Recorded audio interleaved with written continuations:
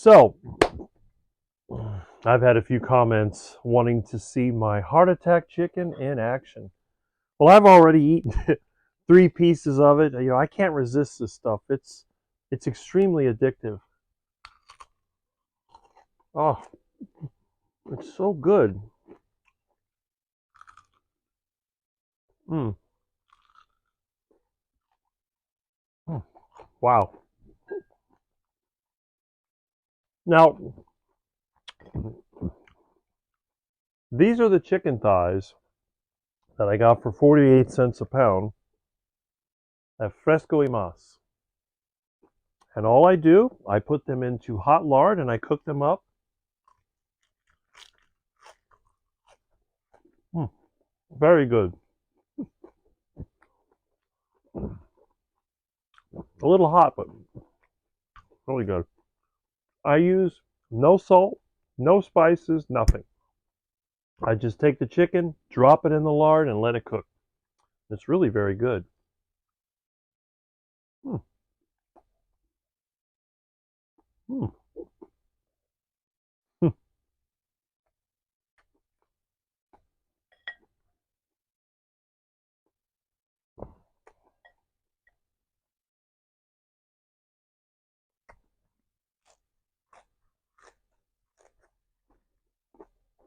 mm, mm, mm. This, in my opinion, is better than bacon.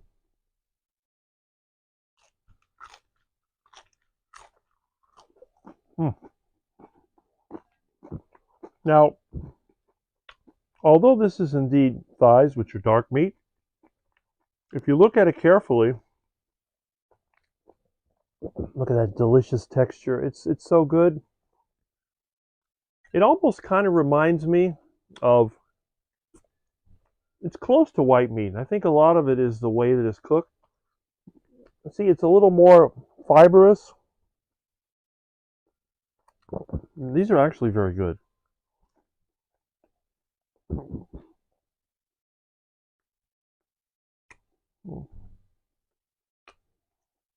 Let me catch a little water here.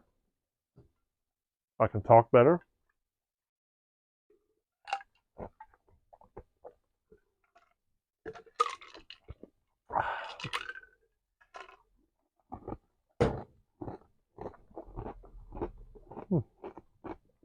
Very good.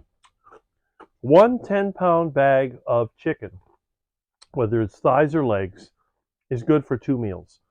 So I had half of the bag yesterday for lunch. I have the other half of the bag today for lunch. I just love it. And again, I can't resist this stuff. Mm. And chicken generally doesn't excite me. But mm, when the chicken is cooked in lard, oh, just so much better.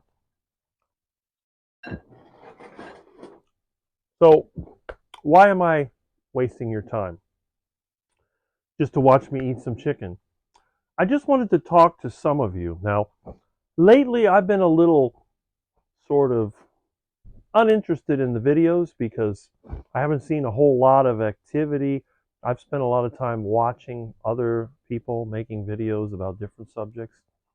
And again, for a long time, I had 2 YouTube channels. One of them was about energy and free energy scams, and the other one was supposed to be about my cars. And, you look around, you can always find something in reference to what I like. I can reach this thing. You know, I always keep models. People give me these as gifts, which I really appreciate because to me, this is the only car I really like. 1968 through 1969 Dodge Chargers. Best car ever. And I've owned and driven these cars for years. And one of these days I will show you some of my collection. I've been a little bit private about some things, like that way it's, people aren't going to really see, well, this guy, I know who he is. He's a real whack job or whatever. But anyway, what I wanted to do was to act as a source of encouragement for some of you. I know that some of you that are in the carnivore space, some of you are trying to lose weight, some of you are trying to get healthy, and you're being tempted. And you know who I'm talking to. I saw your video, I know exactly what you said, but I don't understand what you're going through. I am coming from a totally different perspective. I am a person that is unable to identify with anyone who has been overweight or obese for many years because I've always been underweight. I've always been skinny. I mean, really skinny. And again, there's no muscle here. This is just skin and bones. What little muscle I have, I use just for work. So no one's going to look at me as some kind of fitness influencer. And I'm not the best person to talk about diet because I started it because I wanted to get a heart attack. And I thought, well, that would be kind of funny to get a heart attack and just croak. But for those of you that are struggling with chronic health conditions and obesity, your problem is real. For me, it was just a joke. The thought of getting that big heart attack and, just dropping dead, I thought that was a really fun thing. But to be on the serious side, I've seen both of my parents get old and suffer and, spend the last years not doing so well. I know a lot of people, and the older you get, the more people you see go through problems. People that I've known for quite some time that have eventually died, none of them really seem to meet a really enjoyable end. I've had several pets. I've had several cats, and I've had lots of ducks. And what I've noticed is with animals, it's pretty much the same thing. Now, my pets tend to suffer less than some of the other people I know. I know people that have cats and dogs, and it really is quite sad because as they get older, they start to have all these problems. And, you see an animal that's kind of struggling to stand and walk around. They have health problems and they end up going to the vet back and forth. They spend just amazing amounts of money on these animals. And, me being insensitive, I said, look, if your dog or cat is too old, maybe it's time to get a new one. Oh, I get a lot of grief for that. But then again, what do they do at the end? When their animal gets to the point where it can no longer take care of itself or there's nothing that can be done for it, what do? They have it killed. Or as they put it, put to sleep. I'm going to have it put to sleep. Well, yeah, you could do that. Or you could just take your animal outside and do it yourself. It's not that hard to do. But they're not going to do that because, again, they've been conditioned to believe certain things. But here's the question. What about you? Are you the kind of person that wants to suffer? If your poor pet has been struggling for years, maybe it's had cancer or heart disease or it's had some other type of condition that you can treat it but there's no cure for it. You've spent lots of money trying to keep this animal alive. And eventually what happens in the end? Well, it gets killed and it gets thrown in a dumpster. That's pretty much what it is. Now, in my case, all of my pets have lived relatively trouble-free lives. Um, my mother's cat is probably the one that suffered the most. She's had two cats. She had one cat that lived until the early 2000s and died at 13 years old. And this cat got really scraggly looking and kind of weak and skinny and eventually just crawled behind the dryer and died. Then my mom's latest cat, Tiger, he was around 12, 13 years old. He started to have problems eating. He was throwing up all the time. And I thought he was going to die too. So I thought, you know what? I'm going to take him to my house for a while and see what I can do. He wouldn't eat much of anything. He would only eat that nasty dry food. But eventually I got some canned food like Fancy Feast, and I got some tuna, and I got some fish and stuff like that, and I started giving him the food, and before you knew it, he started to eat again. So I put him on Rick's feline diet, which is basically raw ground meat. I gave him raw ground meat, and the little guy woke up and, he lived another 3 years pretty healthy. Now, after my mom died, that's when he started to have issues. He seemed kind of depressed, and, but then he started getting weak, and then he started acting weird and just dropped dead. I found him in the kitchen over there by the food bowl dead. I think the last thing that he did do was eat his ground meat. But here's the thing. If you're one of those people that believes that animals shouldn't suffer, you should also believe that humans shouldn't suffer. You should do things that are good for yourself. Now, if you're going to go and eat a bunch of processed crap, you're going to go to McDiarrhea, or you're going to go to the Burger King, or you're going to go to the Chick-fil-A, or whatever you're going to go to, and you're going to eat some processed food sandwich, are you going to be like the animals that don't do so well? You know, maybe they do good for a time, but then they start having problems. You got to take them to the vet. Are you going to take yourself to the doctor, get a bunch of medications, continue to eat the duck food? Is that what you really want to do? Or would you rather do something that's going to help you in the long run? And the thing is, you don't even have to suffer for it. Once you get used to it, eating the proper diet is going to make you feel so much better and you're going to crave it. In fact, right now, my chicken's getting cold and I still like it. Mm, mm. I love fried chicken. And you know what? This isn't even the best. That's store-bought chicken. You want some real flavor?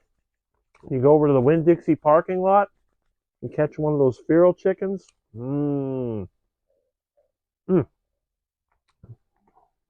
Pretty much every shopping center has its little flock of feral chickens. But for real flavor, there's actually a few places here where there's feral chickens living by Chrome Avenue on the side of the road. I've caught all kinds of feral chickens. They're much more flavorful. However, I've given these chickens to friends of mine and they said they tasted terrible. They tasted like dirt. So here's the thing. Once you find what works for you, why would you do something else?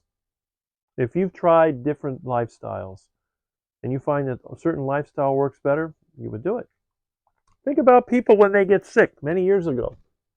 They would go to Florida or maybe Arizona or something because of allergies. Some people would come to Florida because the cold weather had a bad effect on them, or they go out west because they suffered with allergies for pollen and stuff like that, and they go live in the desert. Now, living in the desert is not always the best thing in the world. It may be hot, it may be unpleasant, but they went ahead and they lived there anyway. Because what was the alternative? Well, they could live in a place that's more attractive or more pleasant, but they're going to feel bad and they're going to be sick all the time. So you may have to sacrifice a little bit. Maybe do something you don't like to do. It's like people talk about exercise. Now, for me, I hate exercise. There's nothing I hate more than a gym. I can't stand it. One of the least interesting places for me. You go there, you're around a bunch of people, and now it may not be so bad because you got a lot of regular people there, but in the past, you had all these steroid pump muscle heads over there pushing, and they're all big, every one of them looks good. Then you got somebody like me that's built like a toothpick and goes in there and can barely bench press the bar. What are you going to do? Not going to do it. But I know that exercise, especially resistance exercise, is good for you. So what did I finally try to do? Well, I set up my own home gym. That didn't really work that well, but hey, it was better than going to the regular one. If what you're doing isn't working for you, you're going to have to find another way. There has to be some type of compromise you could make. And if you could stay away from the duck food and eat only real food, that's good. Maybe you're not ready for a carnivore diet. Maybe that's not your thing. But why couldn't you just at least have a whole foods diet? Even if you're on a plant-based diet, just get rid of the processed stuff. Eat the whole foods diet. But for those of you on the plant-based diet, you got to realize that there's danger in plants. It's not just the meat and the fat that's going to get you. So think about it. If that's what you want to do, okay, fine. But there's a price to pay for everything. And this is the thing. You don't get anything for free. There's nothing in the world that's worthwhile that's free. But you'd say, well, Rick, look around your house. Pretty much everything you have was given to you or you got cheap. Well, that's true. But the thing is, why was it given to me? Because it had a problem. Maybe it needed to be fixed. Or somebody gave it to me because they couldn't use it anymore. And that's the thing. If you get something for free, it doesn't suit the person that has it, or it may be something that needs some adjustment. If you want to make yourself better, you need to do some repairs and make an adjustment. And it's not just what you eat, it's your whole lifestyle. It's what motivates you. What are you trying to do? Why are you here? Until you can figure out the reason why you're alive and why you're doing things, you're not going to make progress. Why do I get up in the morning? I get up in the morning because I have goals. I have things that I want to do. I want to make things happen and I want to inspire others. And I've realized that lately. I've tried to inspire others for years, and most of the time people don't listen. So maybe some of you will listen to me now. If I could inspire somebody, that would be a good thing. In fact, eventually, I would like to hear from all of you that have found me inspiring in a good way. I probably don't want to hear from those of you that don't like me, which is fine. You know, you may find me a little unusual. Actually, I think everybody finds me unusual, and hey, what can you do, right? Anyway, that's it for now.